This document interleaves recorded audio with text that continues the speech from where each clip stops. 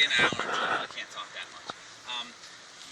When we walked inside, on the right here is a visitor center. You guys are welcome to check that out at any time throughout the day. Also, right on the opposite side is the Rangers office if you should need them for any reason. The only area you can't go is on the back side of the fort. The Park Service has it clearly marked. That's where their houses are to afford them a little privacy. It's off limits. The rest of the fort is available to you though, and understand that all the bastions or the corners have stairwells. Gets you up to the second and third tier.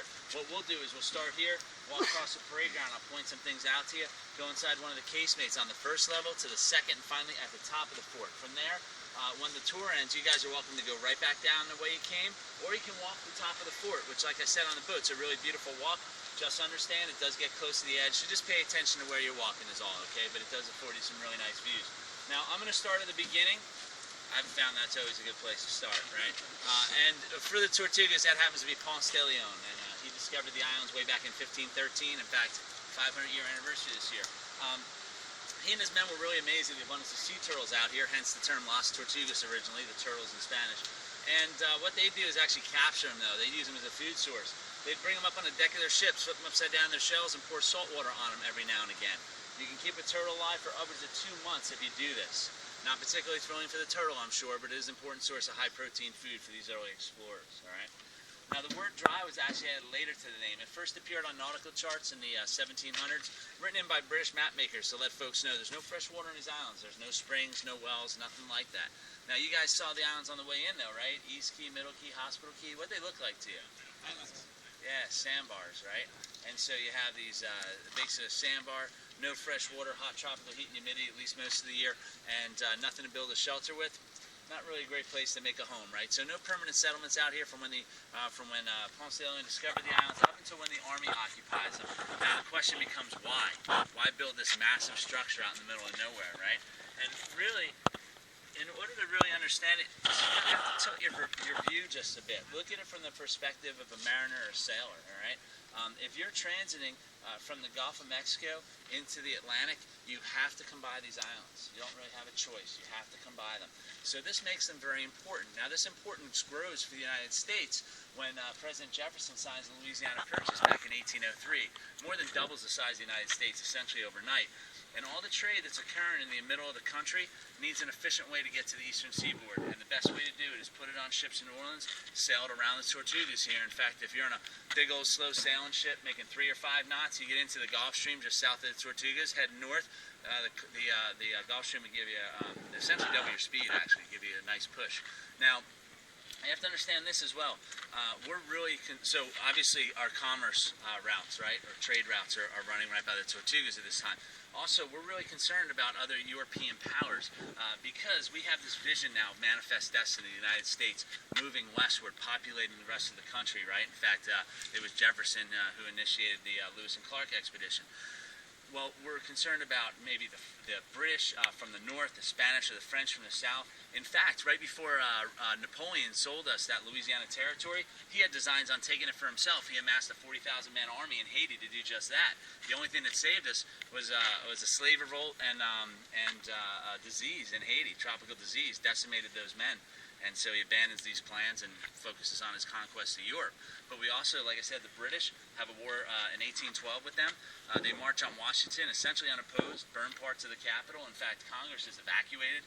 When they come back, parts of the city are still smoldering. So it really leaves a lasting impression on Congress. And they initiate what's called the third system of forts, which basically is 141 planned forts along the eastern seaboard of the United States, up into the Gulf Coast states, and even a couple out in California, really to beef up our defensive posture along our seaboards. And so we get an opportunity to start exploring the territory of Florida once Spain cedes itself in 1821. And so one of the first things that Congress does is send John Rogers, Commodore John Rogers, down to these islands to do a survey. And his determination, which he reports back to Congress, is that they definitely need to be fortified to protect our interests within the Gulf. And also, Garden Key is the one we should do it on. Now, there's a couple important reasons for this. It's not the largest island out here, actually. I pointed that out. That's Loggerhead, right, with the big lighthouse on it you saw on the way in. However, Garden Key's got some very important things. One, it sits only a mile south of the main anchorage, all right? So if you place the guns on Garden Key, they can protect that anchorage. If they were on Loggerhead, they'd be out of effective range. Two, the narrow winding channels to get into this island are easily defensible if you have cannon up on the terraplane level of the fort. And 3, there's a reef line that runs off a long key all the way out towards the southwest. On the south side of that is 60 to 70 feet of water. Okay, on this side, 3 to 5 feet. So it acts as a breakwater for any enemy ship that would try to outflank you from the south there. So real good defensive position here on this island. Now, as Lieutenant Horatio Wright found out when he first arrived on scene with the Army Corps of Engineers in 1846, is that the island itself was only half about the current size you see today. It's just an oblong sandbar, only a foot above sea level. In fact, the only structure on it was a single brick lighthouse, and it actually was just a little ways behind us. If you look back behind that second tree, you'll see a concrete circular foundation.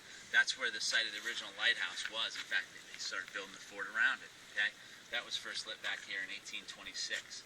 Now, so during the construction process, as they're constructing the foundation wall for the fort and constructing the foundation for the scarp or the counter scarp, which is the moat wall, they're constantly taking the fill from the moat and putting it into the parade ground. They figure they get to an elevation about 6 feet above sea level.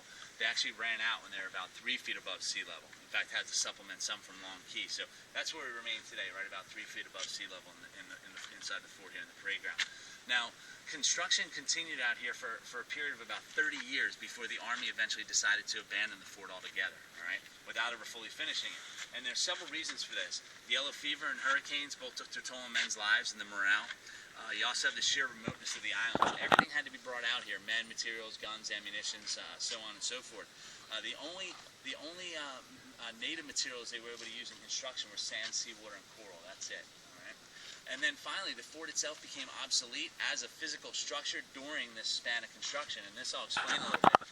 During the Civil War, there was a battle at Fort Pulaski that sits just outside Savannah, and the Confederates controlled the fort. The Union was marching on Savannah, and this is 1862, and they had to take the fort. So the obvious answer here is bombard it with your cannon, right? The problem is when they set their cannon within effective range of the fort, they would sink into the marsh and lowlands surrounding it. They backed the cannon up to higher stable firing ground. Now they're out of effective range. So this problem was solved by the Union commander by bringing in what's called rifled cannon. Been developed over in Europe, but not used extensively in the United States yet. Basically what it does is fire a higher power projectile more accurately from a longer distance.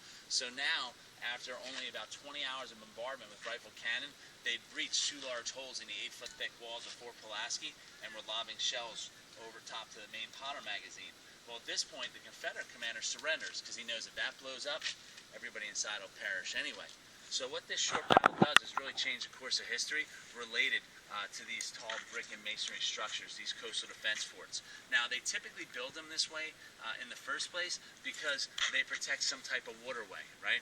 A river, a sound, a bay, an inlet, a channel, something like this. And so they know they have a limited amount of time to engage an enemy fleet as they sail past. So you want to concentrate a higher amount of firepower in a relatively compact space. What do? You build up, right? The problem is in the construction materials. Brick, concrete, particularly susceptible to rifle cannon and the penetration rate from it. So it doesn't make sense for us to build any more of these, and in this particular instance, they just abandoned the fort altogether. Now, that doesn't mean the Navy doesn't have uses out here. When this fort was on the drawing board back in the 1830s, we had a very small Navy, certainly not a blue water one really to speak of, and so this actually impacted the design of the fort as well. Made for a larger fort. They had a garrison of 1,500 men out here, and the reason is that they believed the fort would have to withstand a siege of at least a year's length if it was ever attacked, because they couldn't rely on our Navy to come save it. So things have changed though now. It's the 1870s, 1880s. The Army leaves the fort. Our Navy's grown in size and stature over the past 50 years, and so it makes, and also these European powers losing their grip on a lot of these Caribbean nations that they once controlled. So it makes sense for the United States to project its naval power out into the Caribbean. And one good way to do that is set up the Tortugas as a refueling station. That's why I talked about those coal docks, right? That was the fuel of the day, was coal. So they'd import coal out here, and then our warships would pull in, they'd refuel them, get them right back out in the Caribbean, saving that long transit time back to mainland fuel depots. In fact, the USS Maine spent its final days here at the Tortugas before it sailed to Havana Harbor, was blown up at the onset of the Spanish-American War. All right? Now, oh, and by the way, it was a quarantine station as well, because can you really think of a better out-of-the-way place to quarantine a ship than the Tortugas, right? Now, the Park Service first arrived on scene in 1935. That's the same year that Franklin Roosevelt made this a national monument. It actually takes an act of Congress, though, to make a national park. And they finally got around to that in 1992, because we've got ourselves some quick movers up there in D.C., right? I'm still bitter about the shutdown, guys. Any rate, you start to wonder, what was the impetus for the national park to go from monument to park status? And really what it was, folks, is they stopped looking at Fort Jefferson as a monument and just expanded their vision to look at the Dry Tortugas as a whole, as an ecosystem. And you start to bring other elements into that, like the natural resource of the bird life out here. Now, I mentioned the sooty terns on the boat. Those birds, they actually they come here and nest. It's the only spot in the United States they nest. They travel all the way from the waters off the west coast of Africa. So that's very important. You also have the frigate birds out here. Now, they're year-round residents. We see them every day. But we sit underneath a major flyaway that goes from North America to Central America, South America, the Caribbean. So we get well over 200 different species that move through during spring and fall migration. And some, they just move on through, right? But others, like the sooty terns, they stay and nest. In fact, this was important to Teddy Roosevelt back in 1908. He actually made the Tortugas part of the bird sanctuary to protect that, among other rookeries of the sooty terns there. Now, you also have the underwater environment. It's almost a 100 square mile park. Less than 1% of it's actually above the surface of the water. So in reality, it's a marine park that you've come to today. And it's so remote that it's protected itself essentially from the degradation that you see caused to reef structure that's closer to population centers like Key West, Key Largo, Marathon, things like that.